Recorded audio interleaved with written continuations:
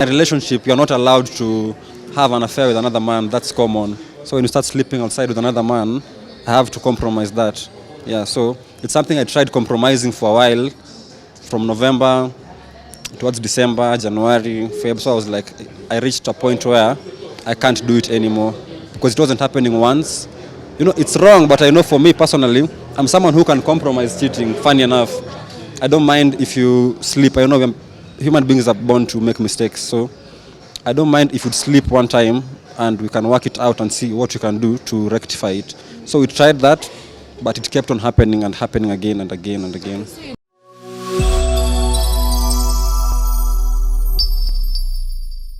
Hello guys, this is Mr. A Lot More, your senior Udaku reporter. And of course, A Lot More is coming. Niko maeneo fulani, nikicheki.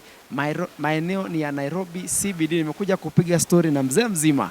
Naitwa Josh Wanda. This is the most anticipated interview. Tutakuwa tukipiga story na yeye atueleze nini kiliendelea baina yake na Ajib Gathoni. Mambo ni mengi, muda ni mchache. For now, stay tuned. Hi guys, tuko hapa with Josh Wanda na Nicholas Kioko. I know most of you have been looking forward to this interview. Mumeitisha sana hapo kwa mtandao, and today looks like it's the day we are going to know what happened between him na Ajib, na pia yeye anafanyaje, anaendelea kufanya nini. Tunamuona ako up and down, sijui kijana anapanga nini. Anyway, Kioko uko poa? Mimi niko fresh barida. Niko buda. Unajua wewe every time unafanyia Steve interview lazima akuje na kitu mpya. Wacha tusikie Josh ako na gani. Niko poa. Uko poa? Niko poa. Wow, it's a pleasure to have you. Unajua venye watu wamerequest video? Unajua? Najua. Anyway, Josh, sisi tumekujua sana from pale TikTok. You guys have been doing videos pale with Ajib and other TikTokers. But maybe you can tell us, how did you find yourself in this online space? Corona, I think. I was just trying out things in Corona. Then I joined TikTok. Then I came to meet Ajib on TikTok. We became friends, then tukaanza kudate. But we met on TikTok. Kwa hivyo mlijuania TikTok? Mlijuania kwa mtandao? Hey, big shout out to TikTok. Wow, so you guys met during your time ya COVID through TikTok. Ulijuaje, like unajua kuna watu wanasemanga relationships are online, they don't work. How did you know that she's the one and mkafika hadi mahali you guys decided to be in a relationship? I didn't know. To experiment, we just tried it out. Like I wasn't sure, but we just tried out to see if it will work. Yeah. Why were you trying? See, I don't know. You see a pretty girl and fall in love, and yeah. But when you get into a relationship, kuna kuanga na kujaribu Kioko. Like mimi najuanga ukiona mseo unasema ni huyu. Haikuwa hivyo kwako ama ilikuwa? It was like that because yes, that's what I felt, because how to link the first time and how we vibed and communicated, I felt like she's the one I wanted to be with, you know. Okay, so for how long unaweza sema you guys have been in the relationship, and how can you describe the relationship venye imekuwa? Together for 2 years, and the experience is amazing. Did you reach a point where by your parents, her parents walikuwa wanajuana, mlikuwa mnajuana ama? Oh, yes. My parents and her parents were friends, so the introduction part tulikuwa tumefanya. We'd talk, we'd have dinner together and interact together. Yeah. Okay. And kwa hizo miaka mbili unaweza sema mmesaidianaje? Unajua despite us being so, most of us tunaangalianga the negative side. Unaweza sema how have you guys grown together? Mmegrow aje? I'd speak about me personally because I know I've grown so much after meeting her, business-wise, social-wise. I've grown to gain even more following from our relationship, and life has just been amazing ever since she came into my life. Yeah. By the time you were meeting her, alikuwa bado na following pale TikTok? Almost 100,000. At that time ulikuwa na ngapi? 500 followers. 500. So we would say she was known. Yeah, she was. At the time I was knowing Ajib, she was known. She was known. Yeah. Okay, because right now mshatangamana, mko pamoja. Maybe in just like 1 minute, 2 minutes, hebu tuambie Nini unakumbuka kwa ile relationship? Moments zilikuwaje? Like how was the relationship basically? It was nice. It was nice. The journey was amazing because I learned so much together. I experienced a different part of life. So kwa the growth bit pia mimi I've grown so much from being with her. Yeah. So I enjoyed every bit until when it stopped being interesting now. Yeah. Most of your fans are really heartbroken. Naonanga watu wakicomment sana, wakifeel like you guys would have worked out or tried to solve your issues. Maybe you can tell us, relationship, shida zilianza lini na zilianza kivipi? You know, most people ask, kwani nini hiyo imehappen na hawezi solve? Shida zilianza last year towards the end after my birthday. Now my birthday is on October. So towards the end of October, early November, that's when shit went sour now. Everything was bad. Yes. What was bad? Nini hiyo? What happened? What happened exactly? I think the character changed because you see someone you've been living with, you know her in and out. You see, so when this person changes, you notice the character has changed. So the things she started doing shocked me. Yeah, so I was like, zimetoka wapi? Why is she a different person all of a sudden? So towards the end of October, early November, that's when that's when I realized that she's not acting right in the relationship. Yes. Okay, what are some of the characters that you noted that were not right? Maybe zenye zilikufanya uka feel like she's becoming a different person, and maybe having it a thought, maybe she's just growing because you met her when she was a young girl. Maybe she's now evolving to a woman. Yeah, that's true. Part of it, I feel like she's really experiencing it differently also, part of growth. But I felt like her growth was affecting me negatively because I wasn't comfortable with the things she was doing. Like in a relationship, you're not allowed to have an affair with another man. That's common. So when you start sleeping outside with another man, I have to compromise that. Yeah, so it's something I tried compromising for a while, from November towards December, January, Feb. So I was like, I reached a point where I can't do it anymore because it wasn't happening once. You know, it's wrong, but I know for me personally, I'm someone who can compromise cheating, funny enough. I don't mind if you sleep. I know human beings are born to make mistakes, so I don't mind if you sleep one time and we can work it out and see what you can do to rectify it. So we tried that, but it kept on happening and happening again and again and again. So you mean she slept with another man? Is it that she was in an affair with a different person, mtu mwingine mmoja, ama maybe she was sleeping around with people, and how did you get to know it? Wow. Interesting. Let me start with how did I get to know it is one day she comes back home very late, unusually late, and that Sunday we were having my brother, his family was coming home that Sunday, we chilled together. So that day she decides she doesn't want to stay home, she wants to leave and go and see her friend. So I was like, why are you leaving and my brother is coming? But it's fine, so go and see your friend, then come back early because my brother is home. So Ajib left that day. When she left, she's coming back home at around 1 a.m. Yeah, at around 1 a.m. At that time, I've stayed home with my brothers. We've bonded. It's fine. I didn't mind. But she came home very late when everyone is now leaving. So that day when she came home, me seeing her entering the house, I just noticed something off with her because, of course, I was trying calling her so many times before ifika saa saba.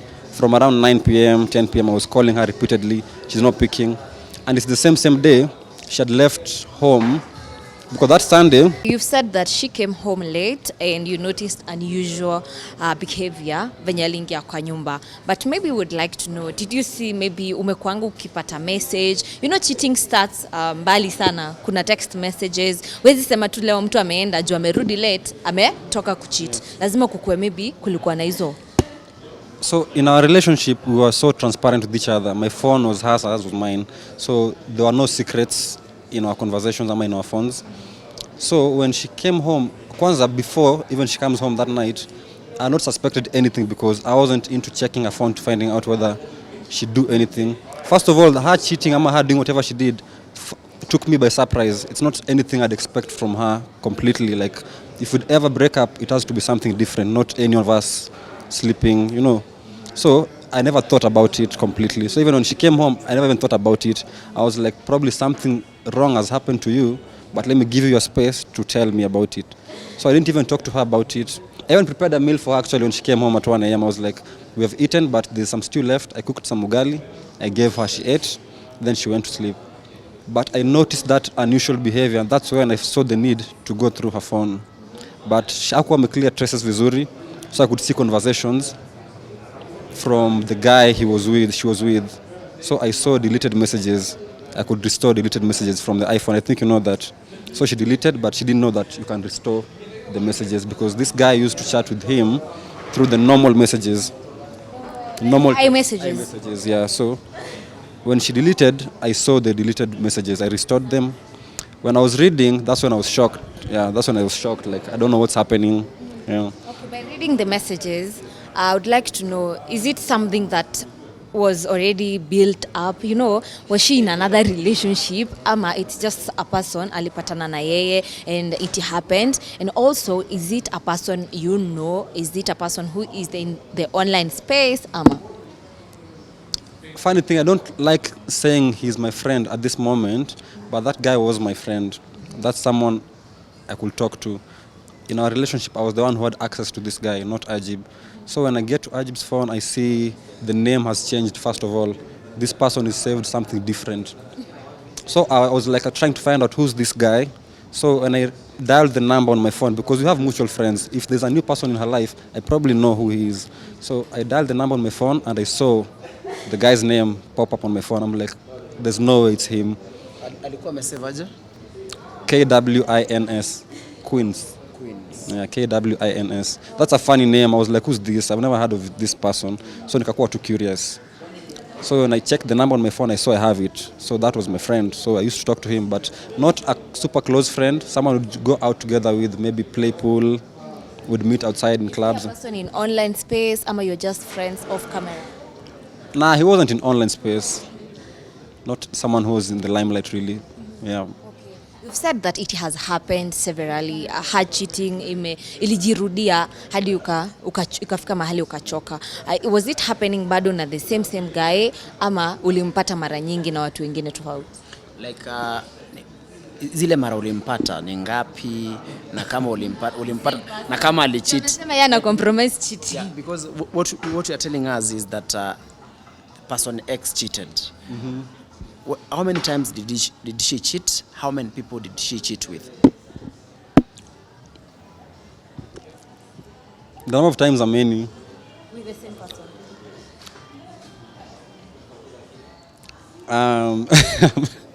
The same person, Tongue-tied. I'm pleading the fifth so that it doesn't come back to me, but it wasn't the same person. Okay, so many times on the first person, but people came into the picture.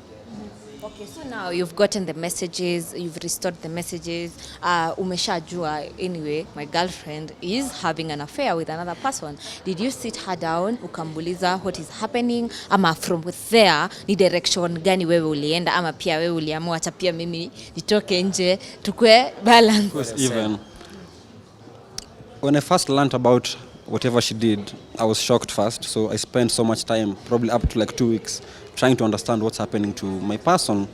Yeah, because that was new. So during these 2 weeks, I was just trying to understand what's happening in her life because this When was that?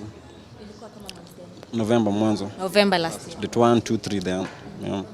So I was trying to understand what's happening. So during this time, we were still meeting with this guy. He's hanging out with us. I could see Ajib would text him, akimwambia we are out. So this guy would come, let's a place like here. He'd come 30 minutes after us, acting like it's a coincidence that ametupata. Kumbe, they've been texting and anajua tuko hapa, so he comes. So it looked awkward because how they just get comfortable with each other and I'm there, but they didn't know I know what's going on. So it reached a point I couldn't take it anymore because now she'd come back home, I'd know you're from doing shit with this person, and I just have to compromise again because I'm trying to understand you. So I was like, no, let me know what's happening. So nikamapproach, nikamwambia. But during this time, remember, a lot is going on in my life at that moment because I'm so confused and heartbroken. So when Ajib is trying to find out what's really going on with me, Because you had changed. completely. I wasn't the same kabisa, but I wasn't trying to make her know that it's because of her. So just lying because I'm having school issues, family issues, and yeah, I'll be fine. So when I decided to talk to her about it, we sat down one fine weekend on Saturday, I think Friday-ish. So we were talking. Then I told her everything I know about the person she's having an affair with. At this time, it's only one person, okay? So nikimapproach, nikimwambia, nikimconfront, I'm telling her about what I know. We talked about it. She was like, she's sorry. She didn't know what she was doing, but she's gonna change and it won't happen again. I was like, first of all, you need to cut ties completely with this person before you know what to do moving forward because this relationship, it's already a mess. Then she was like, yeah, so she's gonna cut ties with this person completely. What shocked me is when she came back, because I was going to school after the talk, I was going to school, she's going to see a friend. When she comes back, we were meeting at Westgate. At this time, I'm very insecure, so I'm all over her phone unusually. So when she comes back, the first thing I want to see is her phone, to see whether you've corrected whatever you're doing. So getting to her phone, I can't even unlock it. The password has changed, my Face ID is not unlocking anymore. I'm like, why? So I asked her, like, can you unlock for me your phone? She's like, fine. When she took the phone, she unlocked it. When I go and check, I don't find traces because now when we were talking, I told her how I found out the affair. So right now she's smarter. So I won't see the messages, I won't see the calls or anything. But I won't know whether they've cut ties. So we had that argument that day and I was like, we can't continue being together. But why didn't she change the passwords and everything yet? There's nothing to hide on the phone. Then she find out about this guy because she wasn't ready to. Right now I'm learning that she wasn't ready to cut ties. Like she wanted to have this thing going on. But both of us, not ready to lose me and not ready to cut ties with this guy, okay? So, Before we continue, I would like to know, huyu jamaa Ajib alikuwa anajua ni rafiki yako? yes. And you guys used to meet even kawaida tu? Yes. Yeah, amesema actually he's the one who was close to the guy, not Ajib. Yeah, not Ajib. Alikuwa ni rafiki yake, but sasa wanapatana wakiwa wote. Now allow me to ask you this one question, just for the records. Do you, from where you sit, are you in a position to tell us why you think she cheated? Maybe you guys had issues before, maybe you did the same before, you understand? I mean, are you in a position to tell us why you think she cheated? This one I can say confidently, and I know even if she's to be asked with all honesty, our main question is why was this happening? Our relationship was at a point when everything is okay. There's nothing we can't solve together. There's nothing we can't do together. So it took me by surprise. We were not facing any challenges in the relationship at that time. Actually, it was a time when she was coming from the issue she had previously, towards August, October there, the issue she had about the conflict walikuwa nayo to online. Do you remember it? During that time, shit was happening completely. So she was so low, not feeling so well about it, watu kimwattack online and stuff. So I was there for her fully, completely, just to make sure you get through this, So after she's not back on her feet, that's when this starts happening. But you still dwelling on this particular guy that ulipata ametoka kwake nini, but is there like a clear maybe message that you saw ukajua yenyewe these people have been sleeping together? Because probably maybe they could be chatting and haiko imefika pale. Or maybe when talking to her, did she open up and tell you yenyewe this and this happened? Because it happened severally. So at the first time I wasn't sure whether they've completely slept together, but it was already wrong by you ignoring my calls and spending time in not even someone's house, it's an Airbnb. You guys are together in an Airbnb for all that time. When I'm calling, you're not picking with a guy alone. That was wrong generally. So I wasn't sure whether they slept together. But now, when I come to find out they slept together, I'd even go and drop her home at her mom's place because she feel like she wants to sleep over at her mom's place. And I'm like, it's fine. When I drop her home, she'd leave the house immediately after I leave and go and sleep with this guy the whole night. So on a different conversation is when she was like, yeah, it happened once. Okay, she was like, fine. If we had sex, it happened once. I was like, this is totally wrong. Okay. And it doesn't stop there. Ajib would come back home at night, 4 a.m. When you check her, she has hickeys all over her neck. Like, it's so plain white completely, like you can just see it and you're like, what's happening? Actually, she didn't even take videos. At some point, I was wondering why she'd do that, because when I go to her phone, I'd see deleted videos that they were messing around, and I'd see videos of her, some bad videos, honestly, yeah. So I was like, no. So that's clear, like you don't need to like see them actually going intimate. You'd see, like you see a video that they were doing shit together. You know, am I making sense? Because it was happening. The truth, it was happening. Okay. This guy you are talking about, the one she's cheating with. Kuna comment you put on your Instagram ukaulizwa Ajib mlimwacha wapi? I don't know whether I'm correct about that. Ukasema kwa gym. Is the guy you are talking about the gym guy? No. This is not the gym trainer. Actually, what hurts me most is how people would be all over Rotimi, attacking him, and all along, both of us know that he didn't do anything. This is a professional person personally that will never do anything like that. So it's just unfortunate that at the time when we were having conflicts with Ajib, Rotimi came into the picture after the content they posted, but he didn't do anything to contribute to our breakup. But yes, the gym guy is there, like there's the gym character, but not Rotimi. Gym guy. Maybe, probably the guy also is a gym guy. Yeah, he's a gym trainer, but not Rotimi. Yeah. You've mentioned about it and everything. Maybe you can tell us at any point, you guys to just break up. Sielewi hiyo relationship yenye mnaweza tu break up. Had you guys ever had issues whereby you could reach a point and feel like you want to break up? Before people break up, kuna kuanga na hizo tuachane mara mingi. Until now it happened. No, us we've never reached to a point where like we're breaking up. No. The only first time I told her like I'm done and I'm breaking up with you was after she started cheating.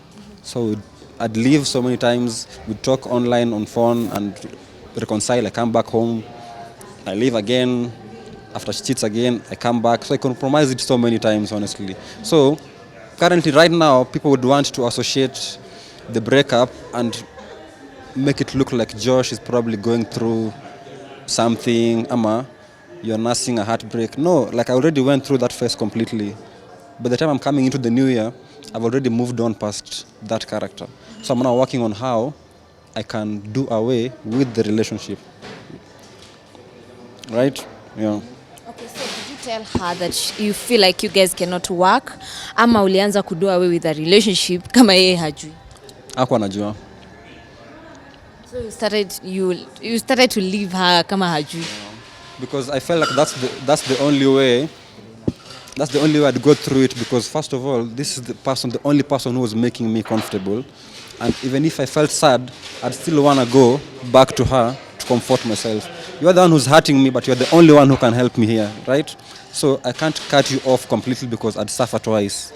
So I have close friends who've been with me through this journey, and they know how many times they've really tried to tell me, leave after the first incident, right? But I was like, I used to go back to her all the time because I know if I leave, I'd hurt twice. I don't know if I'm making sense. But if I stay with you, I'd comfort myself to a point where I'm now over it.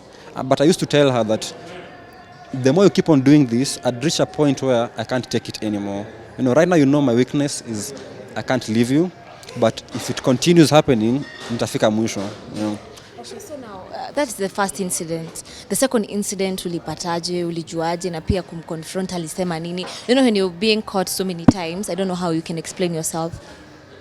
The second incident, she was out with her female friends, like a girls' night out at NSK. I was like, it's fine, you can go alone. So when she's coming back home again, she's coming back home very late, almost 5 a.m.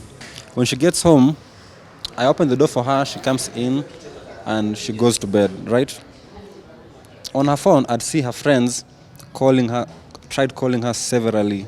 And you guys were together. I'd see around midnight, they were calling you like more than 5 times, different friends who you're out together with. So when weren't you guys together? So apparently I came to learn that at that time when they were at NSK, they got a different place, a secret place aside. They'd meet with this guy and get cozy with each other. So like this, going out with your friends was just a scapegoat to go and meet with this person. So when she comes back home and I find out that you've been seeing this person again while you're at NSK, that's the day I saw videos on her phone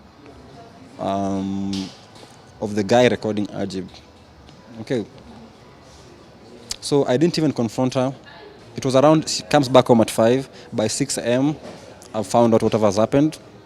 Alikuwa amelala. So she woke up when I was packing. I didn't even talk to her. I was just packing my clothes, I'm leaving. That's what I used to do every time it happens. I'd pack and leave. So I used to have friends, different friends who would host me for a few days. Without them having to ask me anything, I'd be like, I just want to chill for a few days, but don't ask me anything. So I'd go over the weekend to my brother's place, 3 days, I stayed there, even up to a week.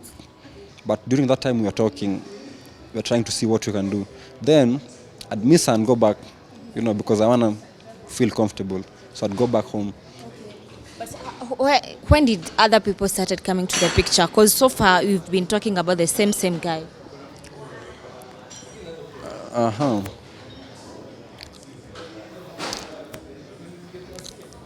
December, she started doing gym, going to the gym December.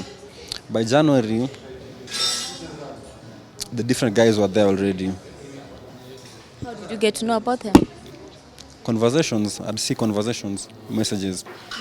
Okay, would we say maybe even her, okay, I don't know how to put it, but probably pia yeye maybe alikuwa shachoka na hii relationship, because why is it that she's not deleting the messages? You have access to her phone, she'll give you the phone ikiwa nazo. You can ask me my phone, but I can decide to delete before I give you, ama ni delete tu hata niulize ni nini umedelete, Delete the whole chat hata. Exactly. Like, is it that probably even her was already tired with the relationship? I was just a little smarter than her, I'd say. I'm not ashamed to say it. So after she's changed her phone password and everything, denied me access completely, I still went out of my way to find access to her life and to know what she's doing. So I took it as a full-time job on my own to know what's happening in your life, because you lied to me that you're not doing anything, but I know how you're behaving. I'd even fall sick, but she's still comfortable going to see her friend, and I'm at home alone and I'm not feeling well. I'm like, that's not normal. Like, you'd stay here with me, But she'd be like, fine, I can stay for a few minutes, but I have to go and see my friend. I'm like, okay. When she goes out, when she comes back, I'd find out. I used to access her phone without her knowing, so she's not deleting chats. I'm not borrowing her phone. But when that phone is idle, I'd get it.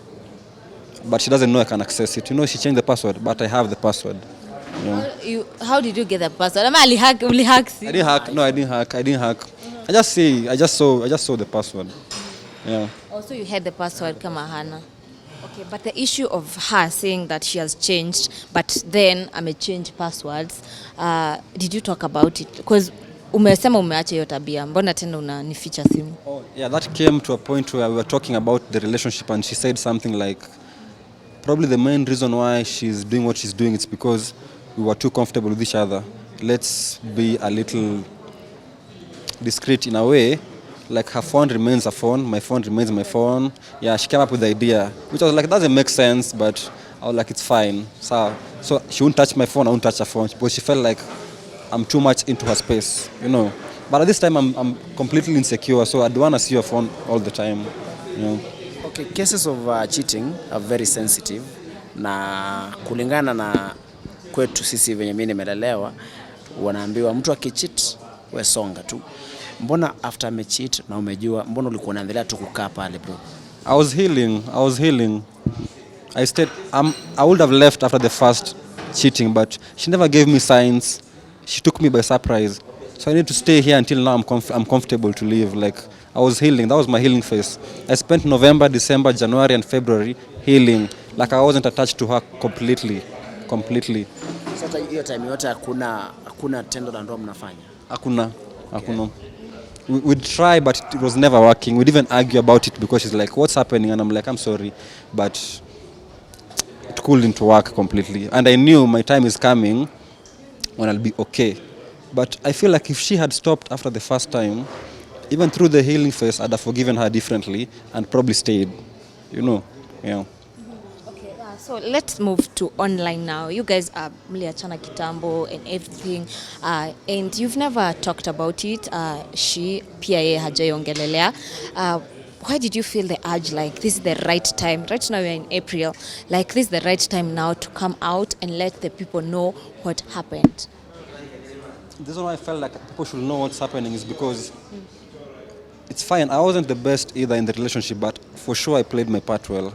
So I'm not comfortable with the fact that people would want to make it look like I'm the reason for the breakup. But that's not even it. Like when I'm going on with my life separately, the things I'm doing, things I like, things I want to do, probably going out with friends, people take it differently. I'd see myself out there for the wrong reasons, you know. And I'm like, first of all, you need to detach me from this person first. So address my life as me, you know, without having to drag someone else into it. Because as much as I'd be hanging out with a female friend, why do I feel like I'm cheating? You know, yeah, why do I feel like it's wrong? If I'm not in a relationship, I'm okay to be friends with someone else, you know. Normally, you wouldn't see me hanging out with any female friend because I'm in a relationship and I respect the values of a relationship. So I'd put boundaries. But right now, I'm allowed to be free, okay? So why does it have to look like I'm cheating? Yeah, so people need to know that this and this happened, and it's not something, because I get messages, fans who are looking up to us and they're always insisting, Josh, there's nothing you can't solve. So they need to know that it's something we can't honestly solve, yeah. Okay, so right now, you guys, I would like to know, how did you finish it up? Like in you really, how did you say like it's over? Sasa ama iliisha tu yenyewe. How did it happen? And also, do you guys get to talk? Ama The breakup bit, it was a little ugly because it wasn't peaceful again.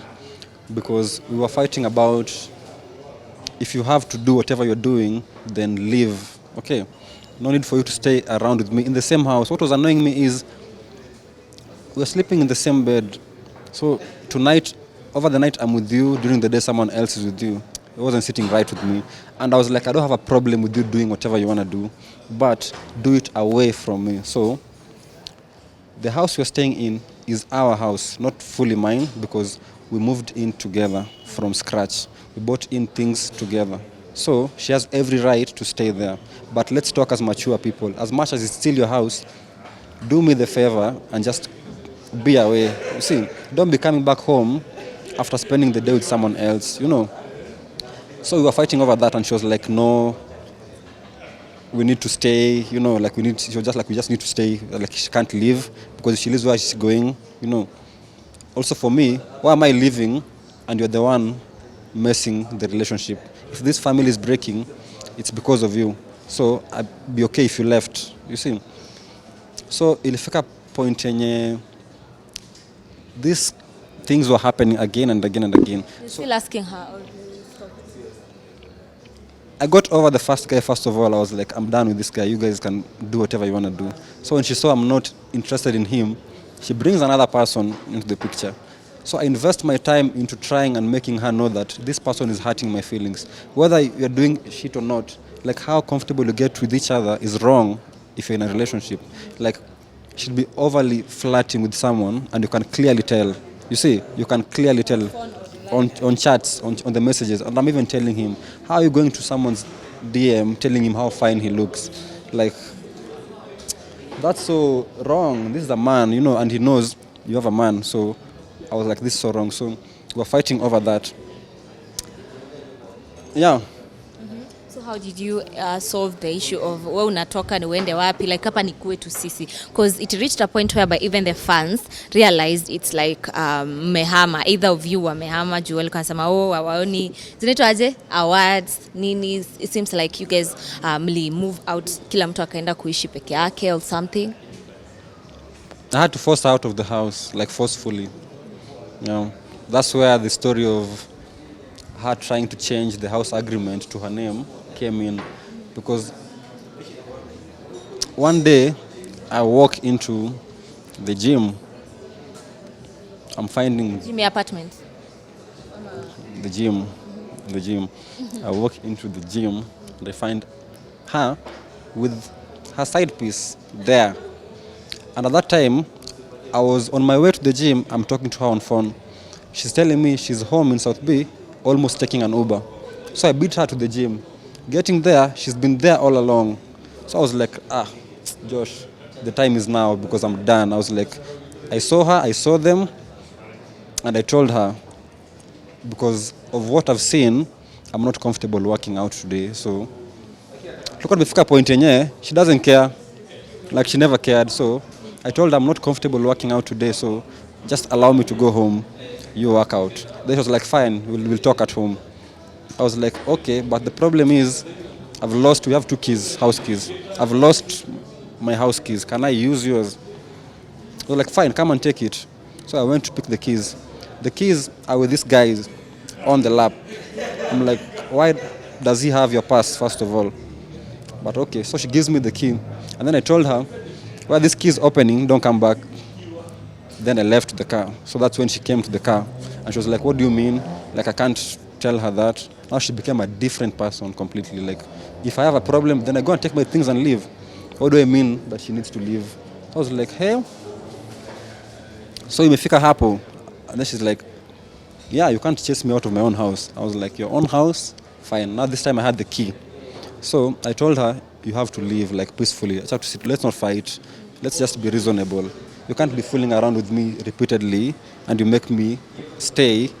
Kwani, don't I have a life, ama feelings or anything? So we agreed on she needs to pack her things and leave. She was like, fine. So if she has to pack, let her come home and pack herself. Nisishike vitu zake. I was like, fine. So she tricked me and came inside my car. So we drove home. Along the way, kumbe she's calling her sister. She called her sister. Her sister was on the way. Sister took a bike from South B to home. We were staying in Rescos. When we got home, I'm like, why are you not packing your things? Then she's like, she can't pack until her sister is here. I was like, fine. When the sister comes, they go to the room, chat for a few minutes. Apparently, they already had devised a plan of chasing me out of that house, because if I have a problem, let me leave. You see? When I walk into the room, I'm like, Big sister, or? Big sister, the big sister. I'm like, why are you guys wasting so much time? See, you pack your things and leave. I was mad already at that point, okay? Sorry to cut you short, but this is the big sister. I thought maybe she's coming to try to talk to the both of you, ask what is the problem.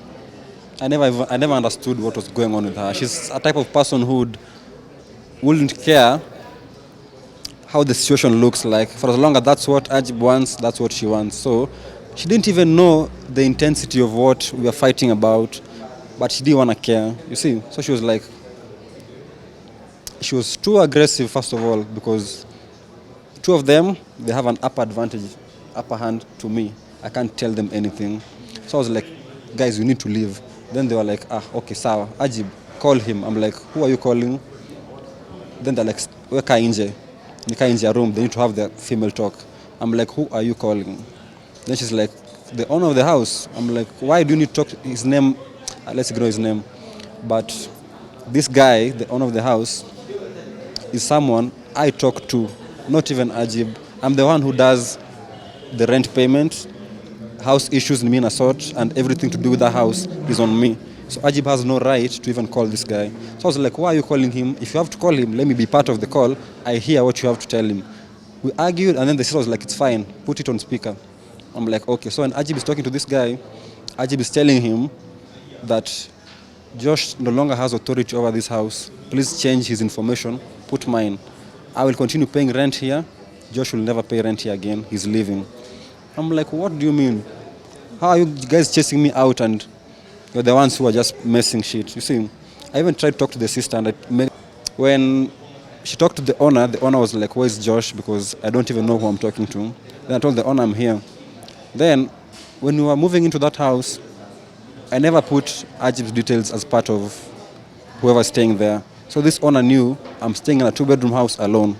Okay? And in case of an emergency, they're going to call my brother. My brother's details are there. So that contract has no female person. But maybe to ask, why didn't you put her? And you guys were moving in together. Instead, you put your brother. Uh, That's a red flag. yeah, that's a red flag, but Why would you put your brother? I thought you moved in mkiwa pamoja, already dating. I thought maybe you would have placed her name and yours because it's your property, the both of you. Like, did you see all this stuff coming? it's good to just prepare for it. I didn't want it to happen, but when I'm doing this, I'm like, just prepare for the worst. You never know. Okay, but was it, yani ile honestly, was it that ilikuwa in your mind ama you just... I've just been taught to try and be at least a step ahead always. Yeah, you know, as in just always for your own good. Sometimes it's okay to choose yourself. So at that point I was like, moving into a house with someone is very crucial, number one. So I'm never comfortable moving into a girl's house, first of all. You know, like if this person is a female person, I'm not even comfortable moving into your house. If you have to date, let's find a different place. As a man, those are just morals you need to have, right? So when we were moving into a new house, I just had to make sure that if anything, this house remains mine. Look at it this way. It's not even a matter of restricting Ajib from accessing the house, I'm owning it. But if something bad happens, let's say you can't even pay for the house, who's getting the embarrassment? I was protecting her there. So this time around it happened that she's suffering because of that. But if we go bankrupt and we can't continue paying for this house, if shit's going bad, I'm the one who's going to face that, right? Not her. So it's just a win-win situation. So at that point, I was like actually protecting her from exposing Ajib. She was too popular at that time, and for her own privacy, it's not safe putting her name all over documents and stuff. So I was like, let me put mine and my brother in case of anything, you know, to protect her. At that time, it was just to protect her. It only came to help me towards the end. Like I never did that thinking that she would act this way. Yeah. Okay, maybe a quick one. At any point where you know it's very rare for females to cheat. Okay, I don't know whether it's rare, but it doesn't happen many times. At any point where ushawai cheat on her or she's the one who started it. No, I didn't cheat. You've never. No, I've never cheated. But why does it look like you have to think about it? I didn't cheat. At no point maybe pia alikuwa nakupata messages here and there and everything. No, she's never found that. She's never found any text. Nothing. On my side, nothing. If it was ever going to happen, she was never going to find out. Okay, moving forward. So, nimesikia anasema ati kama inge happen, hangewahi patikana. Usidhani uweza, kuna mtu apatikana. But I regret why I never did that. But maybe you are doing it, basi yeye ndo hakupata. No, I never did it. That's what hurts me. Like, I wish I was doing it. Ya kupatikana hakufanya basi. Yeah. Kufanya. Okay, so now it reached a point whereby Meita, the owner of the house and everything, na vitu hizi zote. When did the drama end and you both settled into different houses? And it took a very long time, Ajib, to stop using the hashtag under your name pale TikTok. Is it that hiyo period bado mlikuwa mnaongea ama maybe she was not ready for online fans to continue thinking you guys broke up?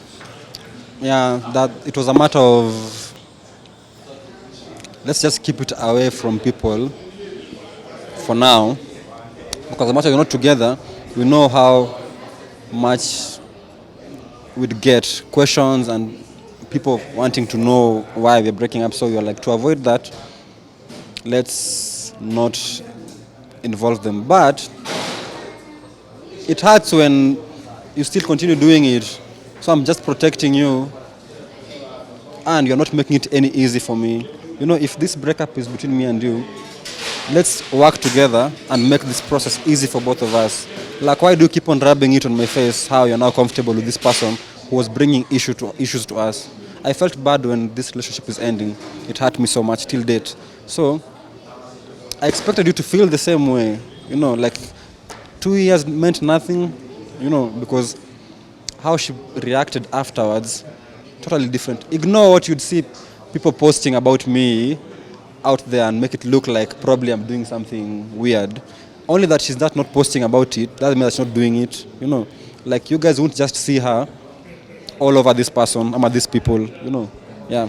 Even videos, she do videos and post online inside this person's house, one of them, person Z or whatever, one of them, and I know. So I'm the only one who knows. I'm like, these three guys, they were up to three guys. They're still actively involved in your life. Like you're not finding it any weird, Yeah. I see today you're with this person, tomorrow the other one. I just felt so weird about it. Yeah. Okay, so when did it like sasa mkaachana kabisa and everyone started focusing on their lives because now so many times kuizi watu wakikuona out with girls they record videos zinatoka hapa nje. When did you guys like sasa mliachana kabisa? Mimi nilikuwa nimekaa home usiku with my friends, not even with my friends, alone in my room. One of my friends called me and ananiambia, "Hey Josh, you're trending." I'm like, "What?" Kuingia online, I see my post on Nairobi Gossip. People, they posted something like, "Ajib Gathoni confirms breakup." I never unfollowed her. Let's start there. Instagram can allow you to unfollow me by force. Do you know if it makes sense? Yeah, like okay. Yeah. You can be following me, I remove you as a follower. So I never unfollowed her. Like the previous night we were good. We were even together. As much we were not talking, I'd see her there, she'd see me here. Fine. Okay. So why am I don't know what I did to provoke her to take things out of proportion. So that post made me feel so bad. I was like, you're going against our agreement, Yeah. Why? The one who removed you as a follower. Follows, removes as follower and does every other thing. I'm like, why are you doing that? Yeah. Na pale Instagram ashatoa picha zako, akabakisha I think picha moja mko na mtu mwingine extra na wewe bado hujatoa. I mean, why? Nimeiona sasa nitatoa tukimaliza interview. Nimeona I didn't know I can't see her content or anything. I'm not following her completely. Even if you tell me Ajib did this, I have to see it on a blog post. So that issue of her removing. You can search. She blocked me. Yeah, she blocked me. And then that's how the following go. You know when someone blocks you, hata kama ulikuwa unamfollow, you no longer follow each other. Oh yeah. So after she blocked me, now I couldn't see anything. So right now I can't know anything that's going on in her life. So I have to see someone post about it. So that's when I saw the post of her deleting. I'm like, okay. Why do I feel like probably there's a part of this relationship that we're not getting to know? Because why would she reach to this point if the relationship was okay? Is it something that you've tried to maybe kuchunguza? Maybe there are things you are not doing right. Maybe there are things you did that she will never find out and she found. Ama it's something that you cannot explain that we will have to look for her. What I know is it's someone's character. If it's in you to act like that, you'll just always be like that. Yeah, as in history repeats itself. Actually, how we met with Ajib, I came to learn that she had a man before me and she was cheating with me. But I realized later, so the sequence is the same. Even how we're breaking up, it's the same. So high chances she's even dating this other person currently. So with time, you'd come and see it. So it makes sense with time. When we were together, I was too blind. I was ignoring the fact that she might probably be having a man. Finding her just a pretty girl idol, how don't you have a man in your life? Apparently there was a man. But I didn't know, so they faced the breakup privately, and this man felt bad about it and left. So I came to know as they were friends. So baadaye, 1 year down the line, I'm learning that they were not friends, they were actually having a thing going on together. Yeah. I would like to know, wakati sasa mko karibu kuachana, were you guys not scared of your brands zitakuwa at a risk because you guys kuna zile company pia mnawaka nazo? Were you guys not scared of your brands? And did you try to talk about it and maybe say, yes, we can break up, but we can always work together? Yeah, even after the breakup, I was still helping her out with reports, emails, invoices, and everything, just normally.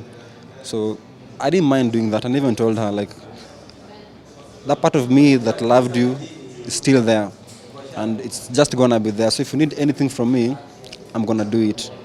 But it reached a point, I'd see you, I just felt bad because I'm at home at night struggling with one of your campaigns, because I used to help her out a lot when it comes to managing herself and just making sure everything's right. I was actively involved in her life to the last day in making sure everything runs okay, right? So why am I at home trying to work on this report and online you're out partying with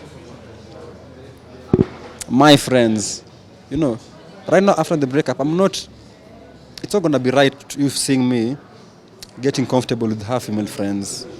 You see, that's just morals, right? So you're not having issues with her female friends, but hautanipata niko too comfortable now because I know these are Ajib's friends, so I put them aside. But she didn't do that. You're out with my friends. Guys I go out with when I'm free. So right now I'm home trying to prepare. I'm like, no, this is wrong. So the things she was doing wasn't making it any better. You see, you know. Okay, so he asked a question that were you guys not scared about the brand, scared not about the online as well? Maybe the online impact scared me kidogo, but not about any other thing. No. I made the decision and I was like, I wasn't scared about any other thing, honestly. No.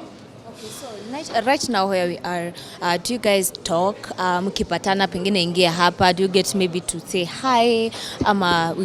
Nothing. Yeah, I'd get sick when I come across her. So most of the time tukipatana, I just feel like leaving that place. Does it mean you've not healed enough? Probably. Yeah, probably. I'm not sure what really happens, but I just come across her and just feel so disgusted. I'd just leave. Yeah. Story ambayo iko kwa mtandao sasa ni kwamba you have a new girlfriend, mmekuwa Mombasa nini, like you guys have been having fun. Na could you please confirm to us ama kwa mafans wako, is that Chile your girlfriend ama kunaenda aje? That's my girl. No, lies. Okay, no, actually not even her peke yake. There have been several videos of you unarekodiwa here and there with different girls. Are you in any relationship as per now, and any of them pengine ni mtu wako ama you're just friend? No. Actually, nobody ever told guys that I'm dating this person.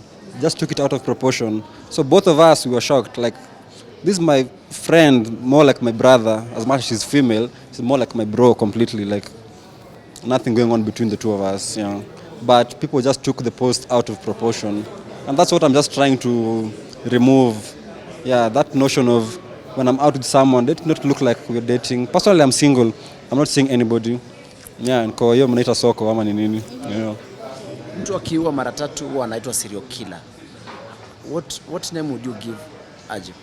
Serial killer. Killer or cheater? Serial killer. So sasa hivi you are to meet Ajib. Waambie muongeleshe to what would you like to tell her?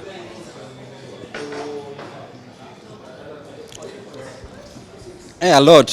Nikianza kuongea sitamaliza. I'd ask her why she's still doing that. But right now you guys are not in a relationship.